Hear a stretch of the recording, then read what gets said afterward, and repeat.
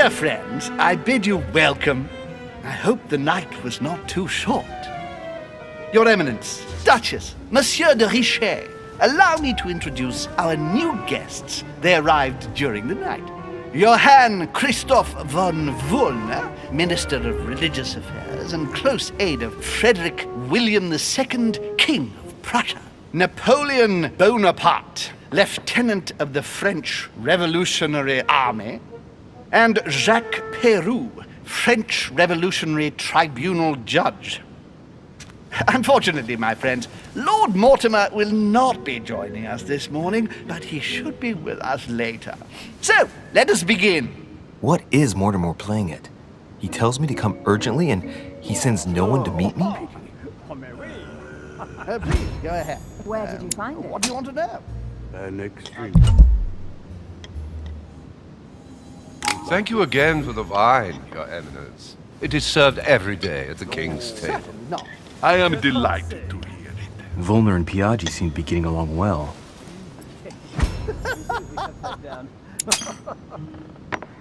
Surprising when you know Volner prohibited religious practices in Prussia. Renowned member of the Rose Croix Order, former Freemason, and great lover of alchemy. And look at Piaggi fawning over him. I really do have a problem digesting political protocol.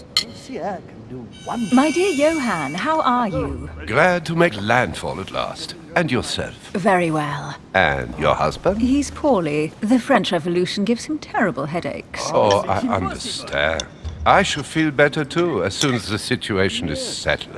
If by chance the French crisis is emulated in Berlin, there will always be a refuge for you in London, my dear. Your offer does you honor, Emily. But London is much closer to Paris than Berlin. Beware. The French are capable of sailing up the Thames straight to the Houses of Parliament.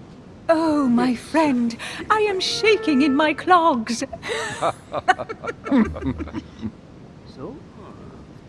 Is the wine to your liking? Very much so, Sir Gregory. Such complexity. Typically French. A Sauterne, isn't it? Absolutely. If I'm not mistaken, this is not Lord Mortimer's favourite wine. It is yours. In his absence, I have taken the liberty of making a slight deviation from the rule, but I count on your discretion. Don't worry, I appreciate the same grape varieties as you. I remember the last time we tasted that nectar here at this table. The finest minds of the century were present. And the last time we drank it, the orphanage in Bloomsbury was still in ruins. Would you repeat that? Oh, well, I put some small effort into the works. The orphanage reopened just before Christmas. The bedrooms, washrooms, and the classrooms had all been refurbished. I don't know what to say. You have given the girls a wonderful Christmas gift. Thank you. I made a promise. Now it is done.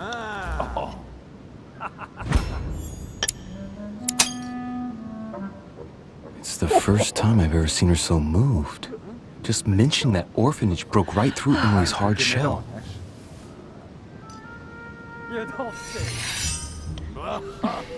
Is everything all right? Yes, thank you.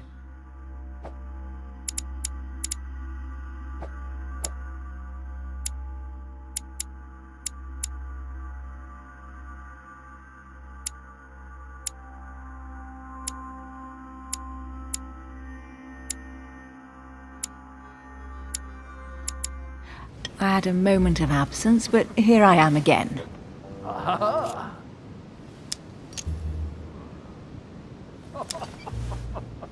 My lord, I only know the prestige of your name.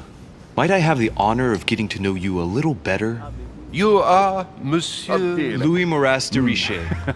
de Richet. De Richet. A name with a nobiliary particle.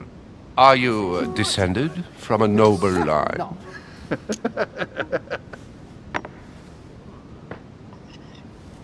The presence of a particle does not necessarily mean a person belongs to the nobility, nor does it prevent the observance of the rules of etiquette, Monsieur von Wollner. Of course. Have you any information on this Napoleon?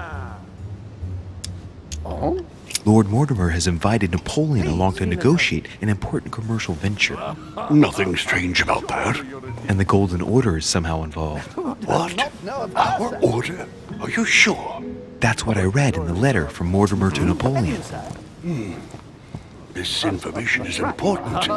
Thank you, Louis. Monsieur de Richet? It would seem we have common interests. Could we speak in private, please?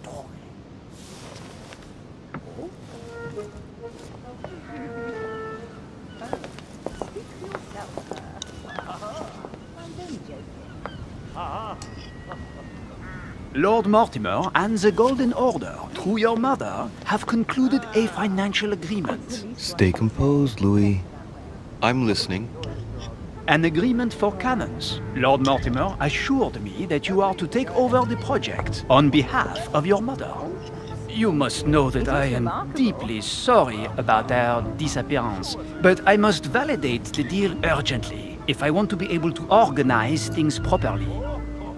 I haven't seen Lord Mortimer yet. I'm afraid I'll be unable to answer your questions.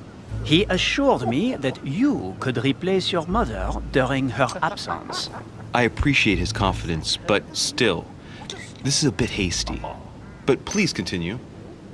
Of course, but I need to know if I can count you among my allies. Well, of course.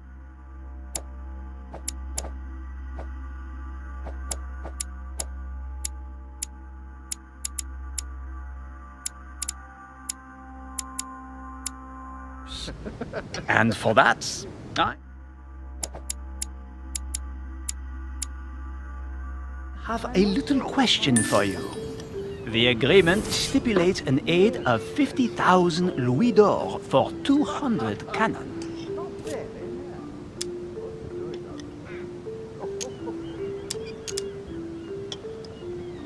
I've only just taken over the affair.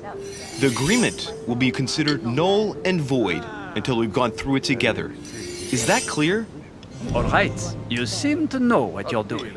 I have one last question I would like to pose to you. We don't know each other yet, you and I need to make sure that we both share the same vision for the future of France.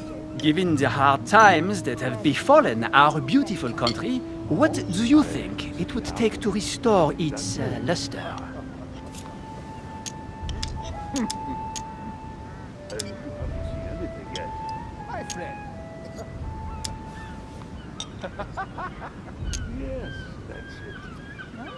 Let the people make their own choices. You are joking, I hope. The people are simply not capable of taking charge, don't you see? They are an uneducated mob who react on the spur of the moment, incapable of providing a coherent vision for the good of the country. The revolution was a good thing, but it gave birth to a monster. We must overthrow the new system in place. Ah, you are right. Monsieur de Richet, I am reassured. I am very happy to have met you. Lord Mortimer was right to put his trust in you. I hope to work with you in the very near future. I would like to thank you for your support by offering you this humble little gift. Reflections on the Revolution in France. Monsieur Bonaparte, I thank you for this gesture, and please know that I, too, am delighted to have met you. My friends, I would like to say a few words, please.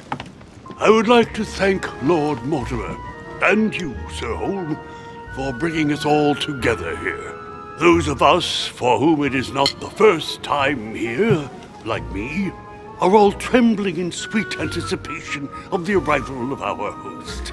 For the rest, I would like to reassure you that Lord Mortimer always has a few surprising projects to propose. But I can assure you that each and every one of us has always benefited from them. The last time I came to this place, Lord Mortimer offered to help me in my electoral campaign for the presidency of the United States. And it is eminently clear that his support was an invaluable aid to us. We are here among like-minded people. So let us put aside the conflicts in which some of our nations find themselves at present. So I raise my glass in honor of you all, my new and old friends. I trust you shall not be disappointed, Mr. Washington.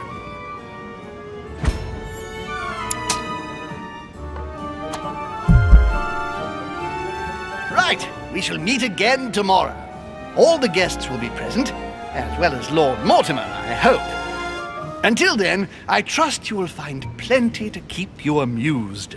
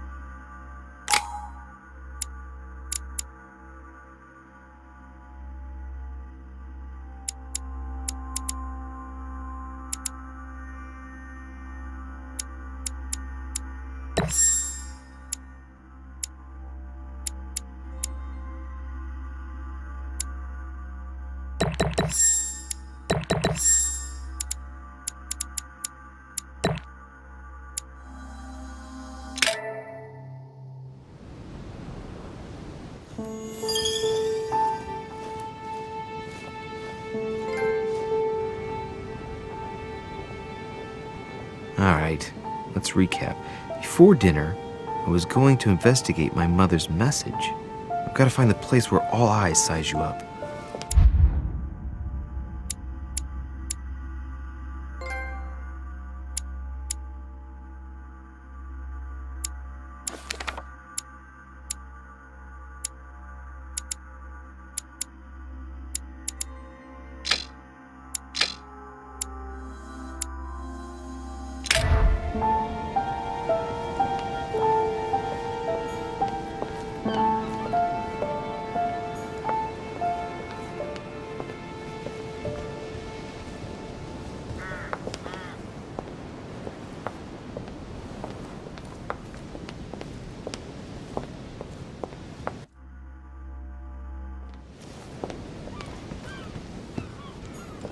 Well, Your Eminence, do you still have any room left? Ah, my son, the sin of gluttony is the most difficult of all in my eyes. Nevertheless, what a charming moment we have had together. I'm delighted I was able to talk to Mr. von Wollner. We hadn't spoken to each other for an eternity. Yes. I noticed that Your Eminence knew a fair number of people at the table. The benefit of age, my son. This isn't my first invitation to Lord Mortimer's. You will see, it's the perfect place to make new friends. Indeed, I noticed that you and Mr. Bonaparte had already begun. Ah, I adapt quickly to local customs. It's what I was taught. And you are right to do so, my son. But tell me, have you had any news of your mother since your arrival? Alas, still nothing, Your Eminence. But I still haven't been able to meet Lord Mortimer. Do not worry. It is typical of him. What can I say? Lord Mortimer is a very busy man. I should think you are beginning to worry. Well, I must admit, Your Eminence, indeed it does worry me. I understand, Louis. But continue to have faith in Sarah. You'll see, I'm sure, that in a few days we'll all be laughing together. That's all I hope for, Your Eminence. But while I have you with me, I have a question for you. Go ahead, Louis. What can I do for you? If I said to you, where all eyes size you up, would it mean anything to you? I don't know if it's the place you're looking for, Louis, but it makes me think of the portrait gallery. There's a gallery here? Can you tell me where to find it, please? Of course. Just go through the door at the end. It will lead into the library. Continue all the way through, and you'll end up in the gallery. You'll see it, Louis. When you get there, you'll know. Thank you very much, Your Eminence. On that last word, then, I shall leave you to fight your demons. See you later, Your Eminence. See you later, my son.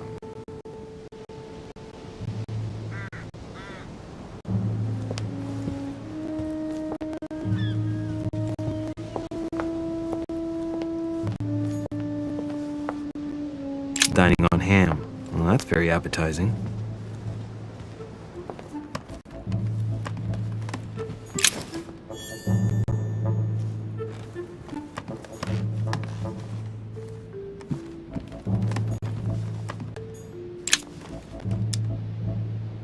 Amber crystals.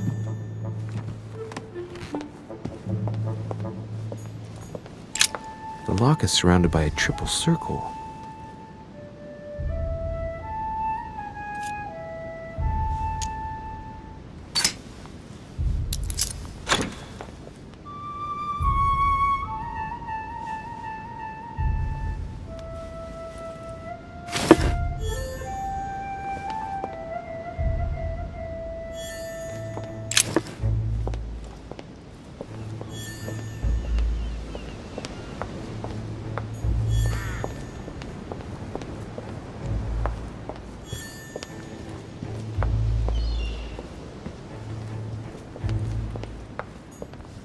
This painting has caused some debate. Who did Dosey paint? Alcina the fairy or Circe the magician?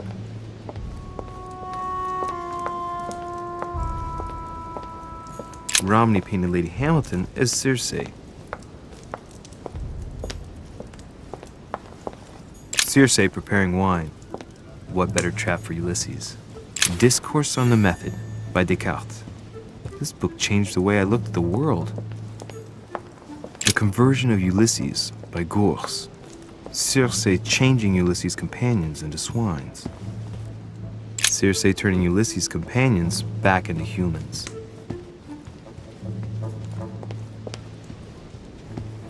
Ulysses and Circe at the table. If I were you, Ulysses, I wouldn't drink the wine.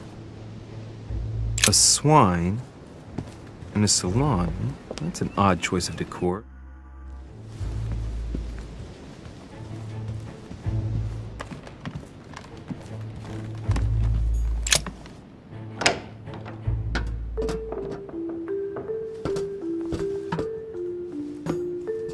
Golden elixir.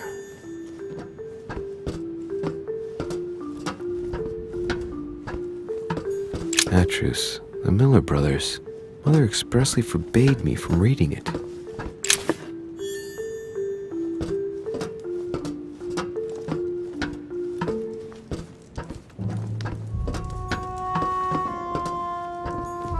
A few pages out of an old encyclopedia.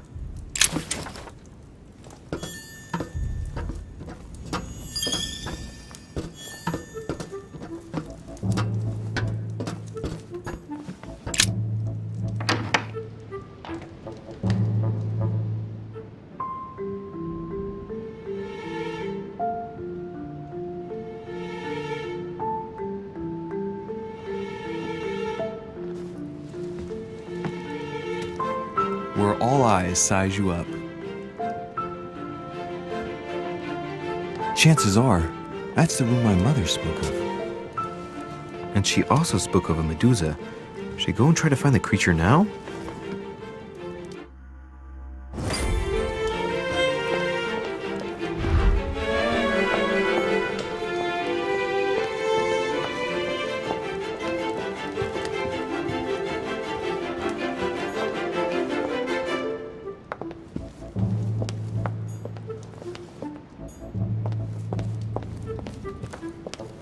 Song of Roland.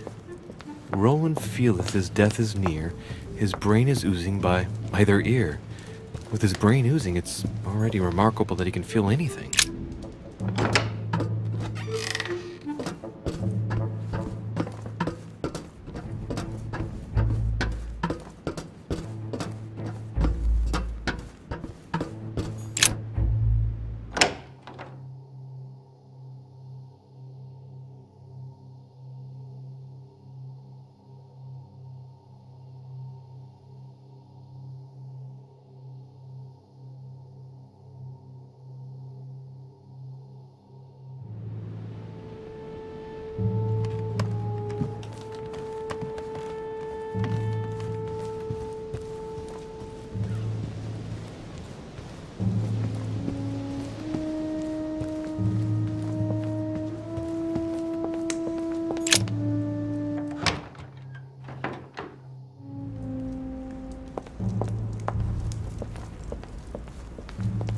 The only person sizing me up here is that monumental Zeus. It can't be here.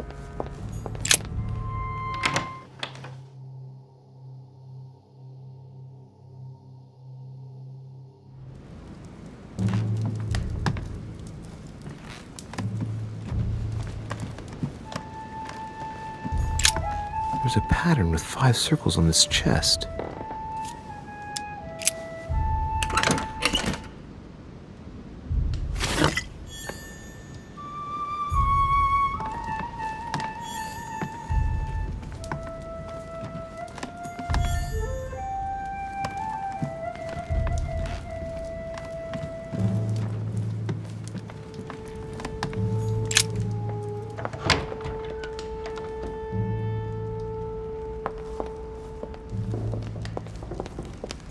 What can I do for you, sir?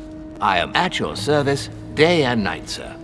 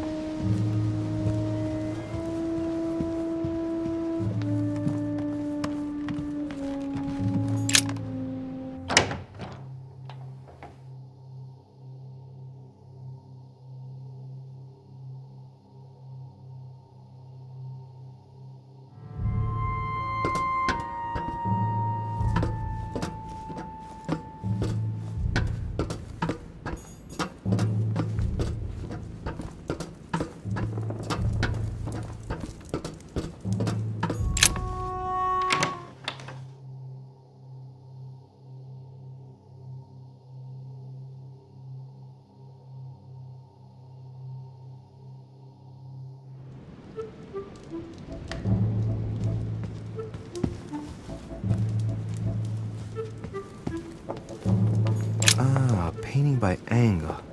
Molière dining with Louis XIV. The king's posture is surprising. It's almost as if he's addressing someone in the assembly.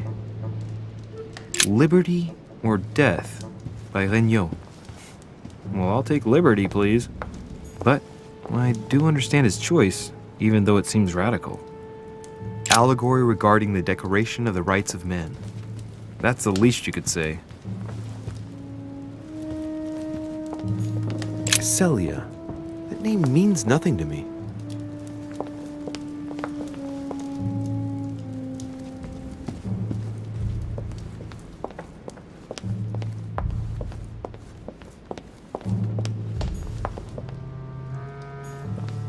Christ Crucified by Velázquez. Look, someone's left a note there. Reserved for the Duke of Alcudia.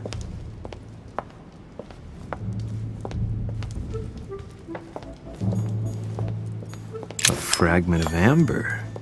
Ah, François Ier, Receiving the Holy Family, a painting by Raphael.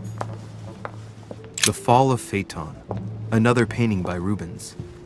Poor Phaeton, struck by lightning by his father Apollo for borrowing his chariot and losing control of it. Moral, The Company by Rembrandt. A meeting between Louis XIV and Philippe V. I wonder why Mortimer's particularly fond of this painting. The Last Supper by Leonardo da Vinci. The last day before his crucifixion, Jesus announces that he will be betrayed by one of his disciples.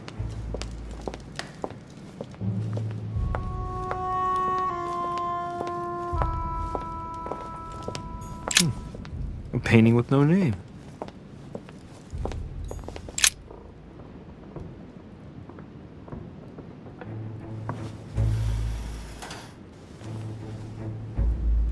I've got to find out what Mother was trying to do with her. The Medusa. A hero armed with a sword? A hero with a lantern? And the last one holding a shield. I'll stake my life on it. All the statues form a single scene together. The poor devils are about to face the beast. Let's give them a helping hand.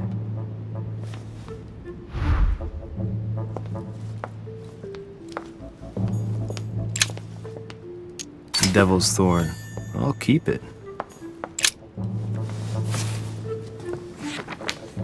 The Origin of Myths, a reinterpretation of legendary creatures. Just what I need.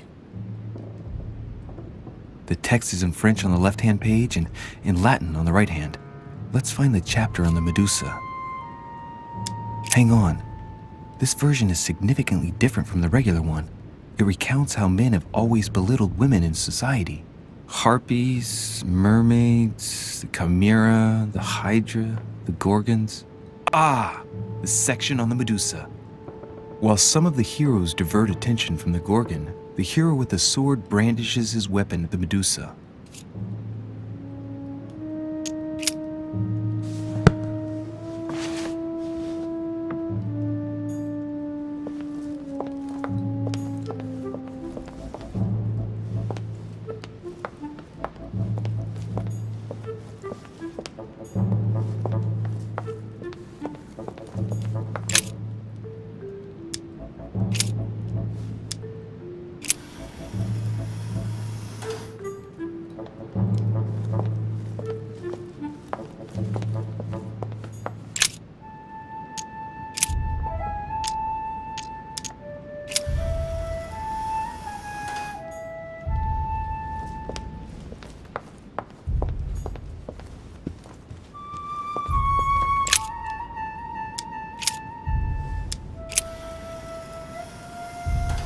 If I respect the legend, I have to place the hero holding the shield in front of the Medusa.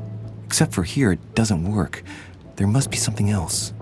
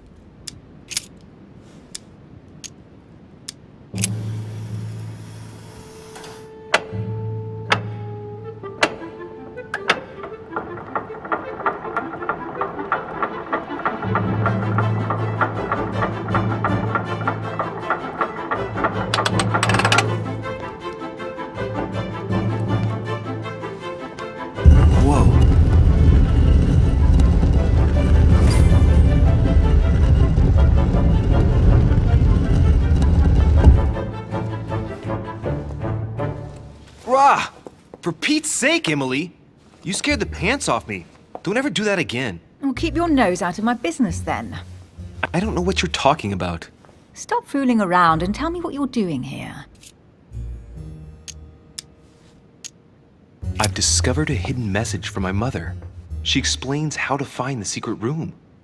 Something must have attracted her here, so I've come to check it out. And you? What brings you here? My, you're curious. Let me guess. Go on then, impress me. You're spying on Mortimer, right? Everyone is spying on Mortimer. Shall I take that for a yes? Take it as you please, but I wouldn't be surprised if all the guests were around here somewhere searching the manor. Well, no matter. I'll tolerate your presence this one time. Now, since you're here, make yourself useful. Look around on your side. I'll do the same on mine, and if you find anything of interest, let me know. Oh yeah, in your dreams. At your service, madam.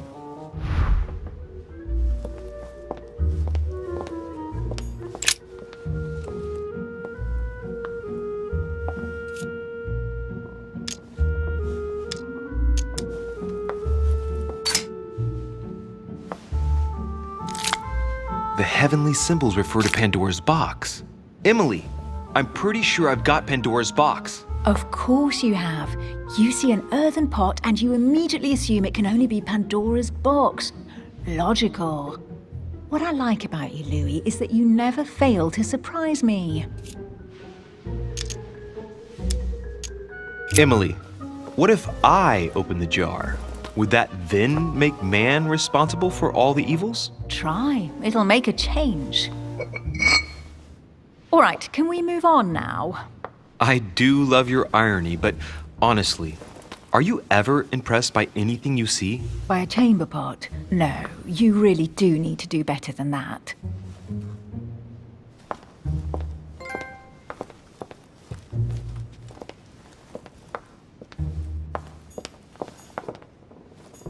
A golden fleece.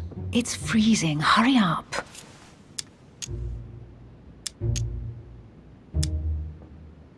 Do you think that can really be Jason's golden fleece? No, you are aware that Jason and the Argonauts is a myth, aren't you? But Mortimer's been protecting this hide. It must be of great value, don't you think? Certainly of historical value.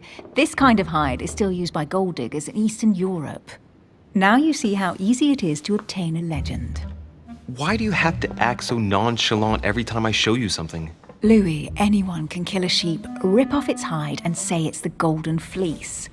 We're at Lord Mortimer's, not at some farmyard fair. You're just too skeptical. And you have a tendency to believe anything. Talk about an unlikely pair. Yet, you know opposites attract, don't you?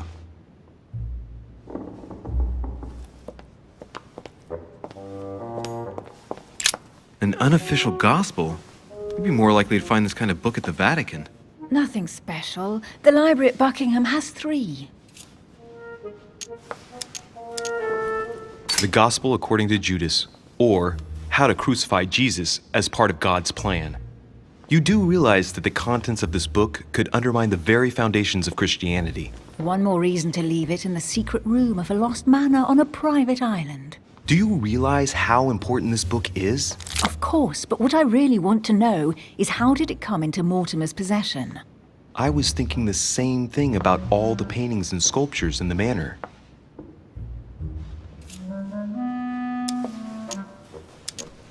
How did the English manage to get their hands on them? When someone wants to attract the attention of the world's leading power, somehow the gifts just pour in. You wouldn't have gone to the Vatican recently, would you? Are you calling me a thief? Certainly not. Never entered my mind.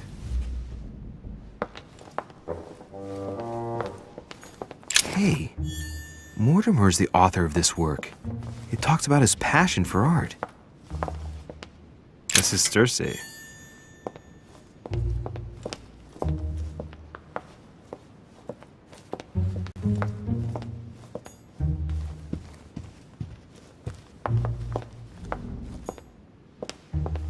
Well, looks like a pamphlet on different political regimes, written by Mortimer himself. You should see this sword, Emily. It's magnificent. I'm busy. Describe it to me. This weapon is typically French, quite old, undoubtedly goes back to the Crusades. If it is a true Damask sword, it's worth more than a kingdom. It really does look like Joan of Arc's sword. The famous Maid of Orleans, one of your favorite historical heroines. You bet, given the number of English butts she kicked. And we all know where that got her. When you finished playing, maybe you can help me search the place?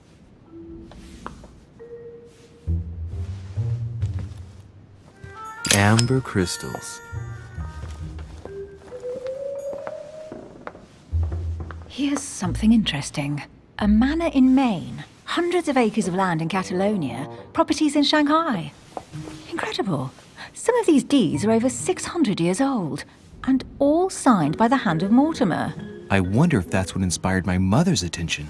How come all these documents have Mortimer's signature on them? Do you think all these properties really belong to him?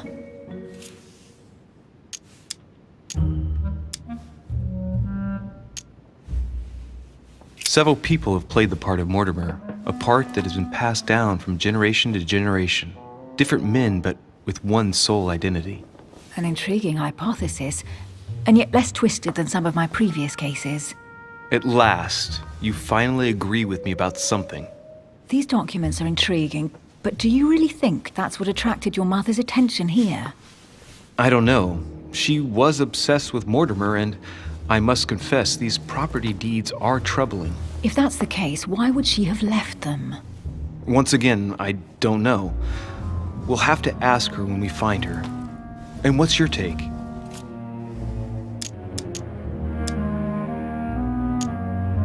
Why keep such a collection hidden in a secret room? Any thoughts? Mortimer has every reason in the world to conceal it, even if only to keep it from people like us. Hey, Emily, we're not thieves. We're only looking. I wonder why my mother didn't make it clear what she was interested in here. She didn't have time to write it down, or maybe she wasn't sure of what she was looking for. Or she wanted to protect her discoveries. It's disturbing. You'll just have to search the rest of the room. Maybe you'll find something. Carry on searching. What is that you found? A cameo pendant. What's going on? Nothing. For crying out loud, Emily, you lunged for that jewel like your life depended on it. Tell me what this is about. No. We just met, Louis. I like you, but I can't just suddenly open myself up like a book to you. Listen, Emily. It seems pretty obvious to me that you haven't come here for the sole purpose of sampling Mortimer's cellar. Stop all the clever evasions and just trust me. And why the hell should I place my trust in you, Louis?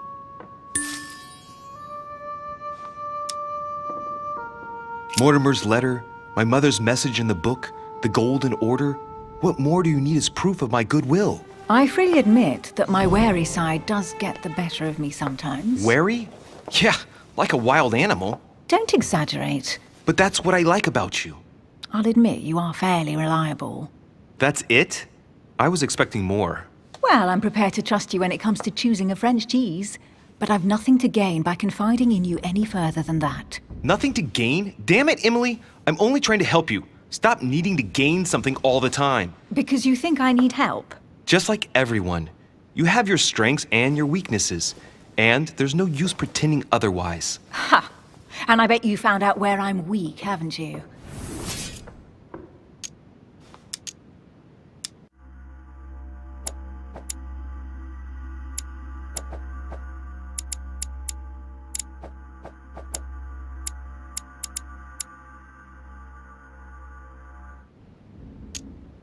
You think your scathing wit protects you, but in fact, it makes you blind. No sooner have people introduced themselves than you already see them in a bad light. You play the part of a strong woman, and yes, you are a strong woman, of course. But what I see is a sensitive young lady who lacks self-confidence. Stop adopting a defensive posture, and you'll see just how quickly new doors will open. There is some truth to what you say. I might have some weaknesses, but I don't need your help to overcome them. And I'm simply not contemplating collaborating with anyone at this time. Do you understand?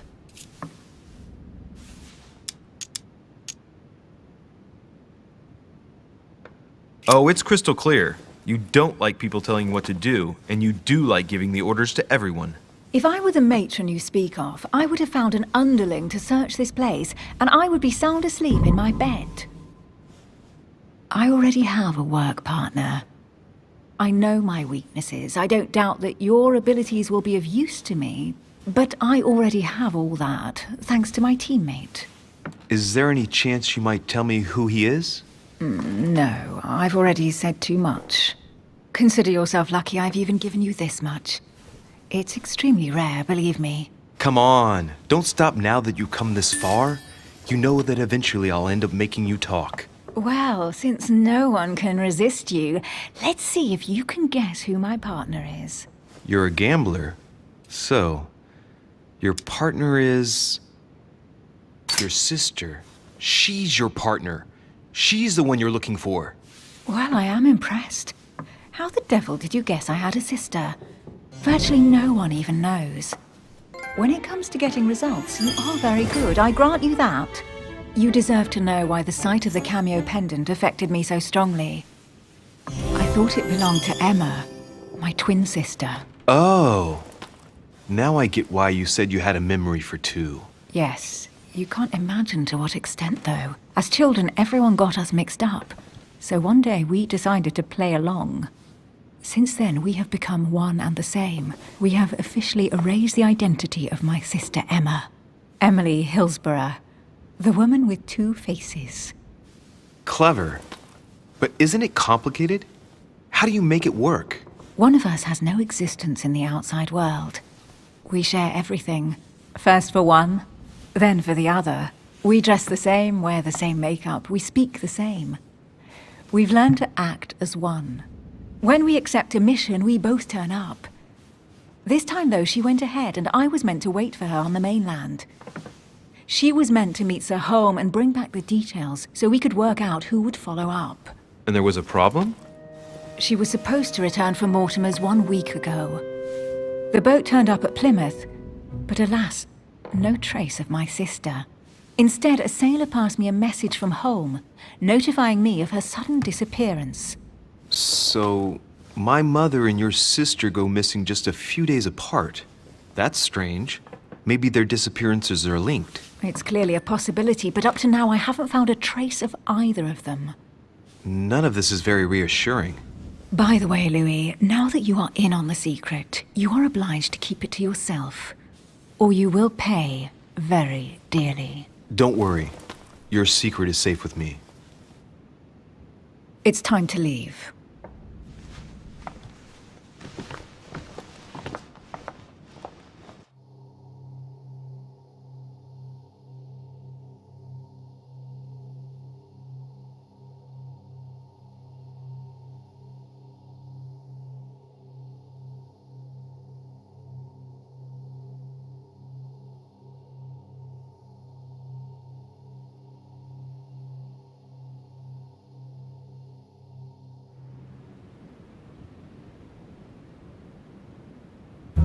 So, what do you think of our first adventure? I must admit, it has been fun by your side. Same here.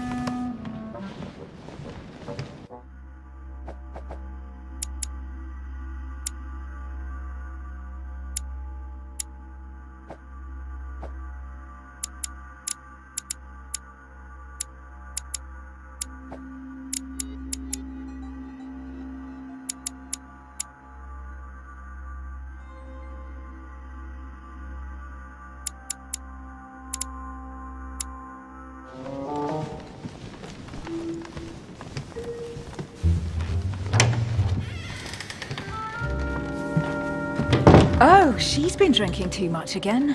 Louis, I need to talk to you right now. Good evening, Elizabeth. Actually, this is not a good time. I'm begging you, please don't leave me alone. I'll be waiting for you in your room, but don't be late.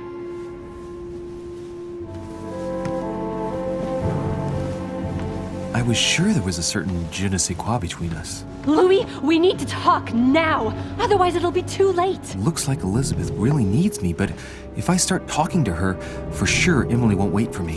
What should I do?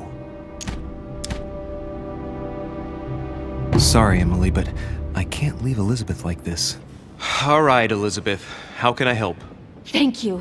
Come on, follow me.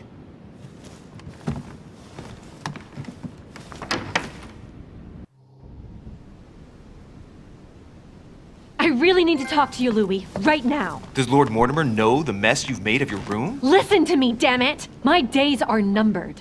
Elizabeth, I don't know if it's about my mother again, but I'm telling you, you've nothing to be afraid of. She didn't come here for you. I saw her. Saw who?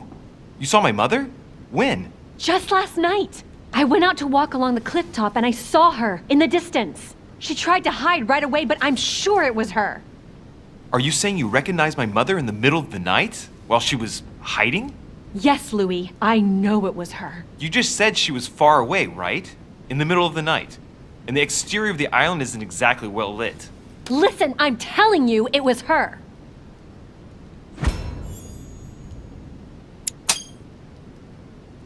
She doesn't hesitate on her answers. She's not trembling. She's really convinced of what she's seen. Did you talk to each other?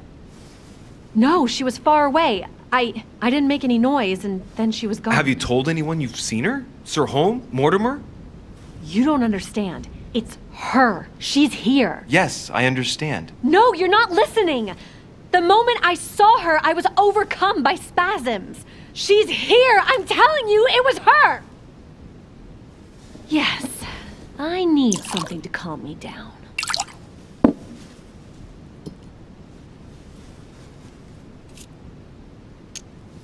I'll drink with you, but let's go easy on it, okay?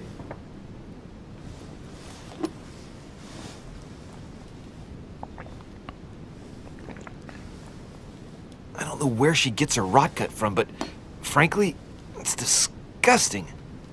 You know, Louis, when I came here, it was in the hope of getting help. I've only just now realized that I've been drawn here into a trap. Whoa, the alcohol's gone to my head.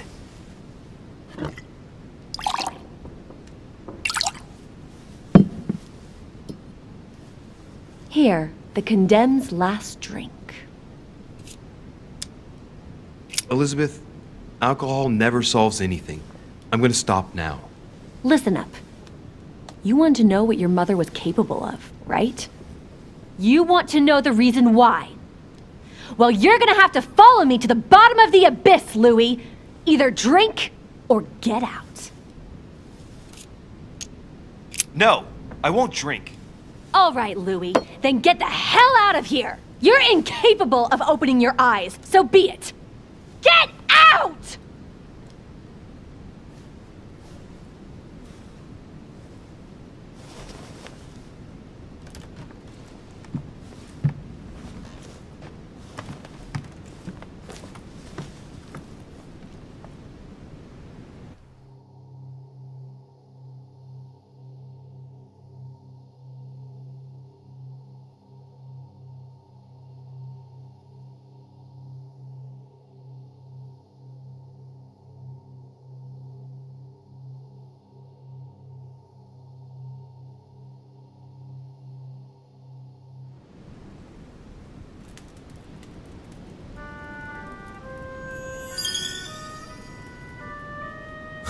Why the hell did I go with Elizabeth?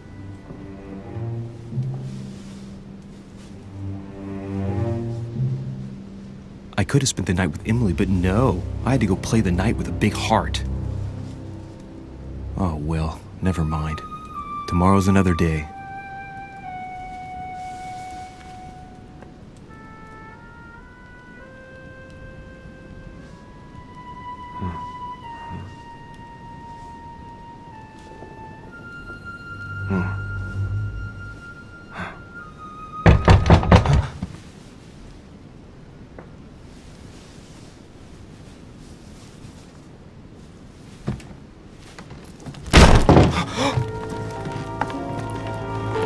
Monsieur de Richet, I am arresting you for the murder of Elizabeth Adams. What the hell's going on? You are in deep trouble, my young friend.